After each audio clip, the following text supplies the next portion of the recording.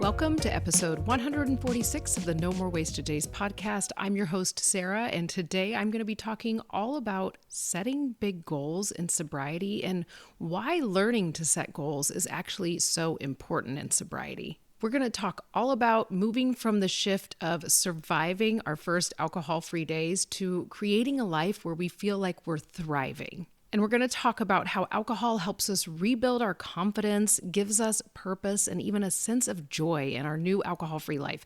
This is seriously one of my most favorite topics. I love setting goals.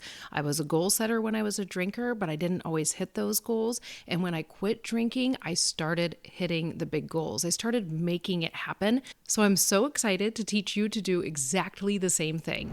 But before we dive into today's episode, I've got something special for you. If you're ready to bring more meaning and direction into your alcohol-free life, for the month of November, you can join my Daymakers community for just $1 for your first 2 weeks. I have never done a sale like this on the Daymakers, but this community is so important to me and I want as many people in it that can benefit as possible. Inside the Daymakers, you'll learn how to actually live alcohol-free, not just avoid drinking. We set goals together, build healthy rituals, and reconnect with who we really are underneath the old habits. You get to connect with me on group coaching calls, and we have a weekly focus thread and a book club that always sparks something deep. So if you've been craving accountability, clarity, and a supportive circle of people who get it, this is your chance to jump in and see what's possible. You can join today for just $1 at nomorewasteddays.co/daymakers. Again, the link is nomorewasteddays.co/daymakers, or you can just head to the link in the show notes of this episode. I'm so excited for you to see what's possible in your alcohol-free life in our Daymakers community. So let's dive into our topic of setting big goals and why it's actually important in our alcohol-free journey. When I first started my alcohol-free journey, my main focus was getting through each day alcohol-free. That was my focus, and that was the most important thing. And I've got to tell you, that is a big goal. For the first 30 days, I had myself wake up, set an intention to not drink, and follow through on that day. That goal alone set me on a trajectory where I started seeing how I could build confidence by keeping a promise to myself.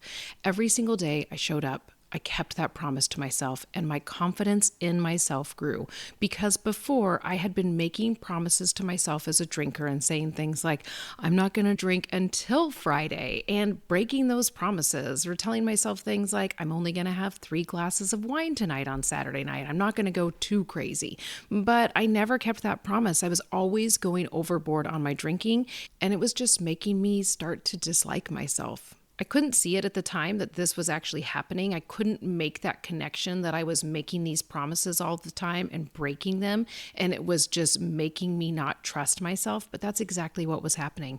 So when I started keeping promises to myself and setting goals and actually making them happen, it was amazing. Now, in the beginning, that was my focus. It was a very narrow focus, and I think that this is super important. So if you are just starting your alcohol-free journey and you feel like this is where I am, I'm only concentrating on being alcohol-free each day, that is an amazing thing. What I do ask you to do is start writing down some daily gratitudes each day so you can get your mindset to start flipping to that mindset of abundance instead of deprivation. That's going to help you so much as you keep growing on this goal of being alcohol-free, and you're going to start gaining confidence to start setting even bigger goals. So when did it happen to me that I felt like, okay, this is more than not just drinking. This is a way of life for me. This is a way for me to start feeling full again, to start actually feeling my life in present moment. It happened for me after my first 30 days. I had gotten through those first 30 days, and all of a sudden it was summer break. And I was a teacher, and I knew that my life was about to lose a lot of its structure. And I was like, how am I going to do summer break without alcohol? How am I going to get through this? Because in the past, summer break meant lots of drinking for me. And I even had a name for myself at summer break. I would call myself Summer Sara. And Summer Sara loved to drink and party even more than regular Sara did. She took it to a whole new level. So I was really nervous as I stepped into this. Now, I've got to tell you that from probably mid-June to mid-July, I was just going through the motions of being alcohol free. I was practicing my gratitudes. I was seeing that it was better without alcohol. I was able to be more present. And I loved not waking up hungover every single day, but it was a little bit of a job for me. It was this like, okay, I gotta do this. I gotta keep waking up alcohol free. I can keep moving forward. It was really cool that I was actually doing it. It was an amazing feeling for me. And then somewhere around 60 days, my husband and I were gonna have our first kid-free week, or maybe even 2 weeks. My parents were taking my kids on this extended vacation. They did this train ride from Oregon back to where they used to live in Iowa. And they did this train ride across the United States. And then they all hung out at Grandma and Grandpa's house for a while. So me and Ryan had a kid-free moment in our summer. This would have usually meant a bender. This would have meant drink as much as we want to, do whatever we want to. We don't have to be responsible for our kids. Let's woo it up. So I was like, whoa, I don't know if I can do this, but I decided that I could really lean into this idea of Summer Sara 2.0 and use this time with my husband to do all of the things I always wanted to do, but drinking actually got in the way. So we went on hikes. We went and visited friends, and I wasn't hungover the whole time. So we actually went to farmers markets in the morning, and then we'd go kayaking in the afternoon. We visited our land, which is where we live now, and we were able to just be so present with each other and have such a good time. It was amazing, and I could finally see that I quit drinking so I could start experiencing life at a 2.0 level. So that Summer Sara 2.0 was really fitting for me. Now I've done this in so many other ways. Shortly after that time, with our kids being gone with Grandma and Grandpa, I actually started taking on this 100-day workout program. I set a goal to finish the workout program, do every single workout, and follow the nutrition. I actually did it. It was the first time I did it. At the time, I was a Beachbody coach and I loved the workouts, but I rarely followed the nutrition plan because I was saving my carbs for alcohol and I was way going over on any of the suggested portions that they had because I was drinking alcohol and I was recovering from hangovers on the weekend. So I was excited to see what I could do when I really stepped it up with my nutrition. This was probably the first micro goal I set for myself, even though it was pretty big. 100 days is a big deal. And I did it and I just felt amazing. Then after that, Ryan and I were going into full on, like, we're going to build a house next summer. This is really coming our way. So we just started planning for this. We started going, okay, what is this going to look like? And then all of a sudden the world shut down. The pandemic happened and all of our plans were adjusting, but that didn't stop us. I feel like if we were drinking, Sara and Ryan, that would have totally stopped us. We would have been like, well, forget it. We can't even get our cabin shipped to us now until after this is over. We might as well just kind of sit around and drink and just see where the world takes us. But instead, we decided, hey, let's build a yurt. We were still able to get a yurt and set it up on our land and get it all ready. And I've got to say, it was a game changer for during our house build. Having the camper trailer and our yurt made it so much more doable. I don't know why we were even thinking we could ever build a cabin and just live in a trailer the whole time. So I'm so grateful that it actually happened that way. And I'm so grateful that Ryan and I were not drinking so we could get really excited about it. And this is where we decided, like, hey, we're going to move. We're going to start a YouTube vlog about this house build. This is an insane thing, but we can do it. That was probably our first huge goal that we took on together. And since we've started, we've been building our house for 4 years now, and it's basically done. It needs all the trim work done. It still needs little things done to it here and there, but we are living in it. We really did it. And we have vlogged the whole process on YouTube. We have gained a YouTube audience. We did something we never thought we were going to do. So as this is starting to wind down, I'm already thinking, what's my next thing? What is the thing that I'm so excited about? And this past summer, we took our kids backpacking and we found out that our son loves backpacking. He becomes a whole different kid when he's out backpacking, and he just really thrives being out there, kind of going into like survival mode, getting to use the water purifier, and he loves fishing while we're out there, and it is just so cool to see. So we asked him, "Hey bud, what do you think about doing the Wonderland Trail?" which is a trail that circumnavigates Mount Rainier. And Ryan and I actually did it way back in 2009. It's like 93 miles, I want to say, all the way around, and it is really hard. When we did it in 2009, I tried to quit every single day of the thing, but I am so excited because my son is like, yeah, let's do it. He's like, we'll be out there for like 11 days. This sounds really cool. And he's heard our stories. So that is my next big goal. We will not be doing it for 2 more years. We have one summer where we can actually do some extended backpacking trips together and get used to figuring everything out. But then we are going for it in the summer of 2027. But that means that I'm getting to set this big goal now. I'm getting to see who I can be without alcohol, and can I be this backpacking version of myself again? Can I get out there and be like outdoorsy, woodsy woman? And I know I can, because I have shifted my identity in so many ways by setting goals like being alcohol free, building a house, and now stepping into this new exciting goal. And it really works hand in hand because during our house build, I have gained about 25 pounds. So it's a way for me to work on shedding those pounds and doing it in a slow and comfortable way for myself and getting really strong. And I can also train for this in a way that I didn't train for it before. So why do I tell you all this? Like, I'm here talking about all these big goals that I've set for myself. Why is this actually important? This is important because this is what happens when sobriety evolves from just staying sober to actually building a life that you love. And you may be thinking, well, I don't want to build a house and I don't want to do a crazy backpacking trip. That all sounds crazy hard. But I bet you have other things you want to do. So let's really get into this and start figuring out your goals. Before we do that, let's talk about why we actually stop setting goals when we're drinking. Alcohol keeps our brain stuck in short-term reward loops. You start thinking in hours and not months or years. And when you listen to all the goals that I listed here, you can see like all of these have taken years. My current goal is going to take years to work on, right? I'm not saying I'm going to go do the Wonderland Trail like tomorrow. I know that I have to work to get ready for it. That's something I couldn't do when I was stuck in the short-term reward loop of, I want to feel good, I'm going to drink, that makes me feel good, and that's the reward loop. It was instant gratification. And then you get stuck in this cycle of regret and restarting.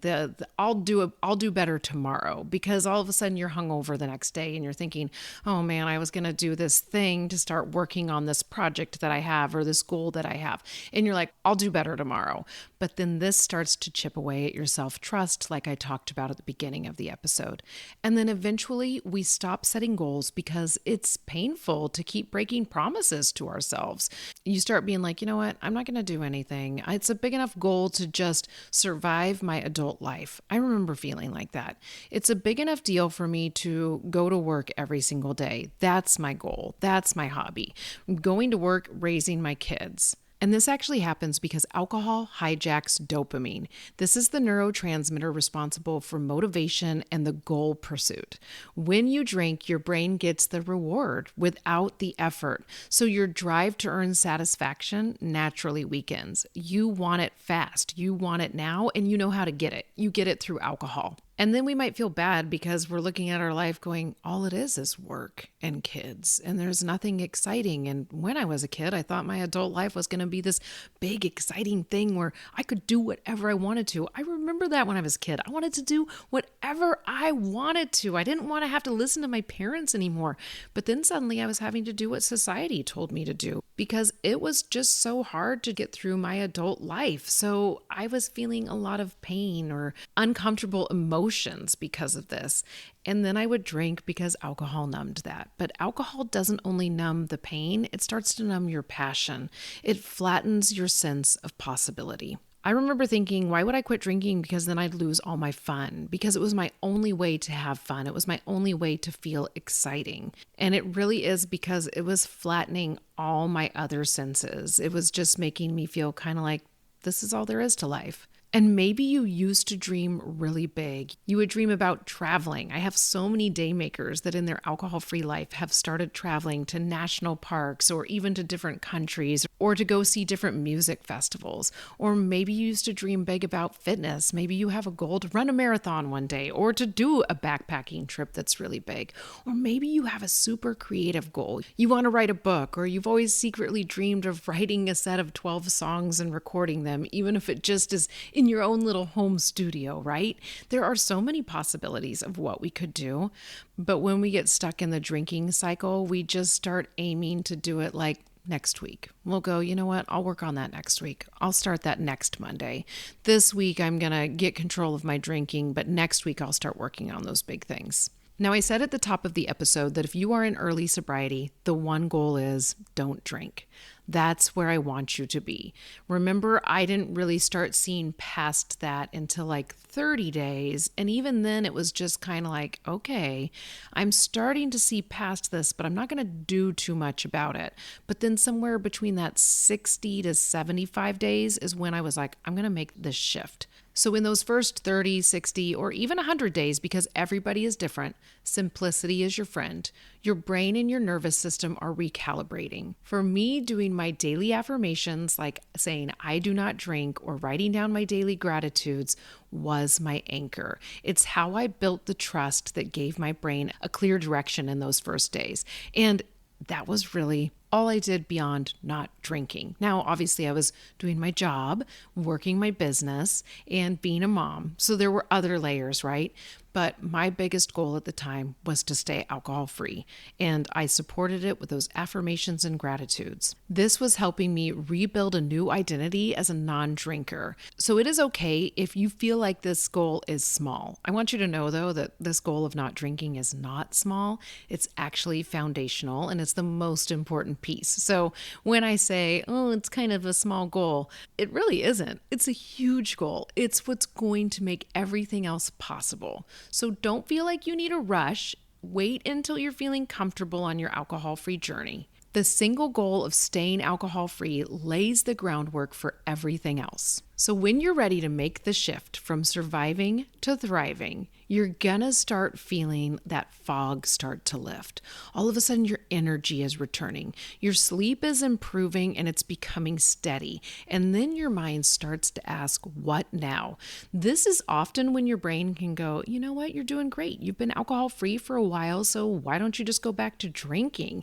But when we have a goal instead, we're like, no way, I'm about ready to set some big goals. This is when it's time to start dreaming again. So when your brain is like, hey, want to have a drink? You've been doing really good. Be like, hell no, I'm ready to dream again. And I'm ready to reconnect with a part of myself that wants more than maintenance on this alcohol-free journey. So I want you to think about the goals that I had set in the very beginning, right? I did that 100-day workout program. If you're curious about it, the workout program is called Morning Meltdown 100. It's by Beachbody, and they now go by Body, B-O-D-I. I believe you can get access to this program through their online workout app, so go check it out if that's something that interests you, if you have some sort of fitness goal. But beyond that, you could do something like couch to 5K. You could be like, I'm going to run a 5K, and then I'm going to have a goal to run a 5K every month until I'm ready for a 10K. If fitness is your thing, start surrounding yourself with fitness-minded information.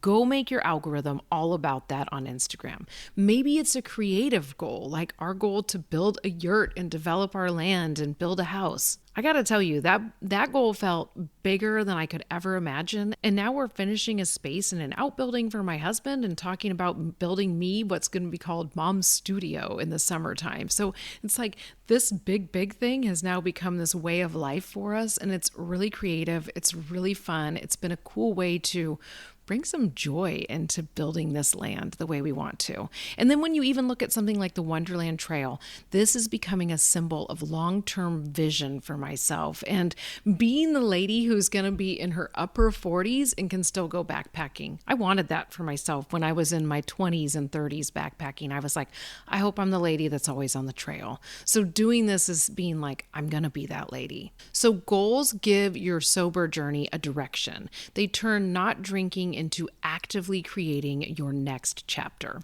So hopefully I've inspired you a ton, and now you're like, okay, well, how do I start setting these goals in my alcohol-free journey? And I'm going to tell you exactly how to do that. I want you to first start small, but not too small. I want you to stretch yourself a little bit. Don't overcorrect by taking on 10 goals at once. I talk about this so much in my day makers community. Like, we're people who like to go big or go home. We went big with our drinking or we went home, right? And now we want to do it with our goals. But I want you to choose one that excites you but still feels doable. Maybe it's something like completing an online workout program. Maybe it's something like taking a class at the gym and not missing that class at the gym for 2 months or 1 month. Maybe it's writing for 10 minutes a day. Or maybe it's joining a class or a community like how I joined my choir and I stay accountable to that group of people and it's helping me re-engage with the musical part of myself. These smaller goals will reignite momentum and prove to yourself that you can follow through. I also want you to remember that you are rebuilding self-trust at this time. I want you to focus on completion and not perfection. It can be really hard. One of the things I'm doing as I prep for the Wonderland Trail is I'm working on slow, maintainable weight loss, and I'm doing that by tracking my food. There are days where I track my food and I have gone over majorly in the calories. Like on Halloween, I've splurged on Halloween candy. I was like, you know what? This is my life. I'm not going to be like, no Halloween candy ever. And I just put them in the tracker and I was like, hey, this day was not perfect, but this day is completed. This day has been tracked. Same with my workouts that I'm doing. There have been days where I don't give myself enough time to do my morning workout and I only get to do 2 sets of each move instead of 3 sets of each move. At least I went out there and did it. I completed it how I could that day. Maybe it wasn't perfect, but I did it. Every time you do what you say you're going to do, you rewire your brain's trust loop. So even when you don't feel like it's perfect, it is still completed and you're still helping your brain learn how to trust yourself. And especially in those early days when you're working on staying alcohol-free each day, you're going to build this foundation where you start thinking, if I can quit drinking, I can keep promises to myself and I can do anything. Now, as far as your goals go, I want them to be deeply connected to your why. These goals should be tied into who you want to be, not who you think you should be. It's easy to listen to me talk about my goals and be like, well, I'm going to take some of hers. Now, I wouldn't expect you to pick the goal of building a house. I think that one is way out there and most people don't have that goal. But I don't want you to listen and be like, well, she's going to do this big backpacking trip. I'm going to do it too. If you feel that passionately in your soul, I want you to do it. But if you have never thought about it before and you're like, that doesn't really sound like me, but I'm going to do it because this lady said to, no. I want you to dig deep on who are you? Maybe your goal is to read 100 books in 1 year. That is an amazing goal. It's far different than my goal, and I would never choose that goal for myself because I know I'm not a fast reader, and I know I would end up failing on that. But if you love reading, that's your goal, right? So find the thing that you're super passionate about. Who do you want to be as a non-drinker? And what's something that you gave up because drinking got in the way? I gave up going on harder hikes because I was hungover. So going on a hard hike or training for something like that felt too overwhelming. I trained for a half marathon and I was hungover during a lot of the runs and I did miserable on that half marathon. I was actually a little hungover when I went to the half marathon and ran the race. That is something where drinking got in the way, and now that doesn't happen for me, so I can really step into this. So really let that question guide your next step. What's something that I gave up on because drinking got in the way? And then I want you to anchor with your new identity. Shift from trying to do something to becoming the person who does the thing. Like, I'm a person who moves my body every day, or I'm a woman who keeps her word, or even I'm an example of calm and confidence for my kids, or I'm the person who reads every night, or I'm the person who turns off the TV and decides to read instead. That identity shift makes consistency natural instead of focused. I actually have somebody going through my Push to 100 challenge, and one of the things she's working on as we're going through this challenge is also eating real and whole foods. So she's been saying, when I eat an apple, I sit there thinking, I'm a person who eats apples. I'm a person who eats real food, whole pieces of fruit. And I thought that was so cool. And it's something that I have started doing now where I'm working out in the morning. I'm so tired. Sometimes I don't want to do it. And I think I'm a person who goes and works out. I'm a person who gets it done and pushes hard in the workout. This identity shift is so important. So decide who you want to be and start shifting to being that person now. And lastly, when it comes to figuring out what your goals are going to be, I want you to visualize your future self. Take a moment to imagine who you'll be in 6 to 12 months alcohol-free. I can imagine that my house is going to be finished in 12 months, that all the trim is actually going to be in place, and we're going to have the rock wall behind our fireplace instead of just concrete. I can picture that in 12 months. I can also see that in 12 months, I'm the person who's been following through in their workout and my body has changed and my body has become smaller yet powerful. So I can carry it through more hikes and I can load up my backpack now with weight instead of my body. When I think about that future person, then I start to think, what's different about how I start my mornings, or how do I handle stress, or even how do I dream? How do I really sit down and think forward? What does that version of myself look like? And I recently heard on a podcast that when we think about our future self, we actually think about it in the same way we think about a celebrity, like the same part of our brain lights up. So that actually means that that version of ourself doesn't feel real. So we want to make that feel real. As you're picturing yourself 6 to 12 months alcohol free, I want you to think about, okay, well, what's different about how that person starts their mornings? And I want you to take a piece of that and start doing it now. What's different about how that version of myself handles stress? Take a piece of that and start doing it now. So visualize what that version of yourself looks like. It's going to strengthen your neural pathways and your brain is actually going to start looking for ways to make that true. And then I really want you to step into that. And I want you to start making that version of yourself become true.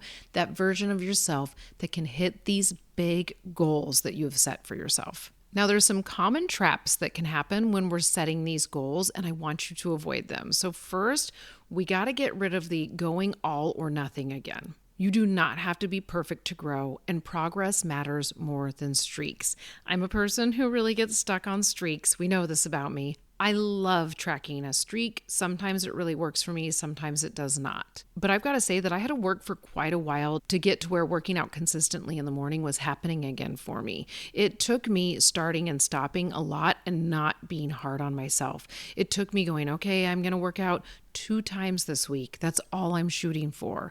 I'm going to work out 3 times this week. I am just getting up to where I'm working 4 times a week consistently each week. And I'm building on that. I'm adding in more walking throughout the day. I'm adding in more movement. I did not go all or nothing. I think if I would have burnt out really fast and I would have been like, this goal isn't important to me. I don't care if we do the Wonderland Trail. I don't care if I'm strong enough to do it. But instead, I'm going into it knowing that progress is what really matters. I also don't want you to fall into the trap of setting goals for external approval. Even coming on here and talking about the fact that I'm working on weight loss makes me feel like, I don't want to talk about this on the podcast, or this goal to go do this crazy physical thing. I'm like, I don't want to talk about it because maybe I am doing it for the wrong reasons. But then I think about the fun I'm going to have with my son on this trip and I'm like, no. It's going to be totally cool. I'm doing this for me. I'm doing this for like the memories that I'm going to get to create. There's this little piece of like, I'll be able to share it on social media, but I really am like, no. I mean, I rarely share in my stories that I'm working out, and I do that intentionally because I don't want this to be for external approval. I want this to be for me. So when your goals come from your authentic self, that's when they'll sustain you longer. And I also do not want you to forget to reflect or celebrate. Growth isn't just about achievement, it's about noticing the person you're becoming. I recently hit a pretty big goal for myself in my weight loss journey, and it wasn't tied to pounds on the scale. It was actually tied to the work I was going to do. It was tied to tracking my food in my tracker and actually staying on track with those calories like 80% of the time. And I set the goal to do it in the last 2 weeks of September all the way to Halloween. And I did it. And I felt great. And I got to Halloween and I thought, well, now doing this work is super easy. It doesn't feel really hard. So I'm going to keep going. I'm not going to break this and I'm just going to keep going. But I did take time to celebrate. I did take time to go over to my mom's house and say trick or treat and eat all of her candy that she had out for the kids. It's like, I had my moment and I was like, hey, you're doing great. I'm really proud of you. Now let's keep going. Now let's set another little micro goal to get to that big goal.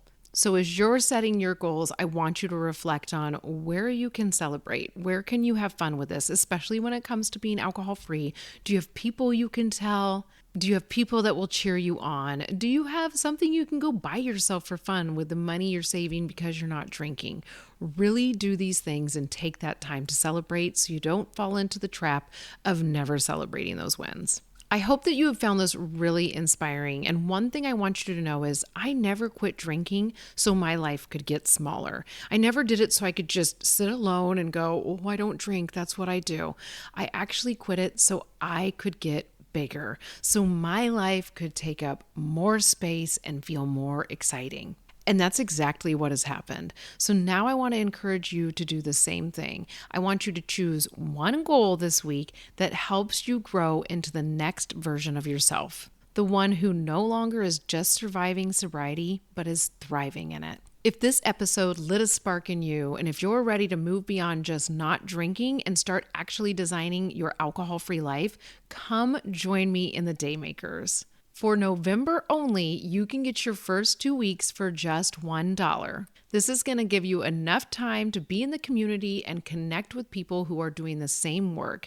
You'll be working on setting goals, creating new rituals, and rediscovering who you are without alcohol alongside other people who totally get it. You'll also get live group coaching with me, weekly focus threads, and the kind of accountability that makes change stick. You don't have to wait till January for your next chapter. It actually starts right now. Head to nomorewasteddays.co/daymakers and grab your $1 2-week trial.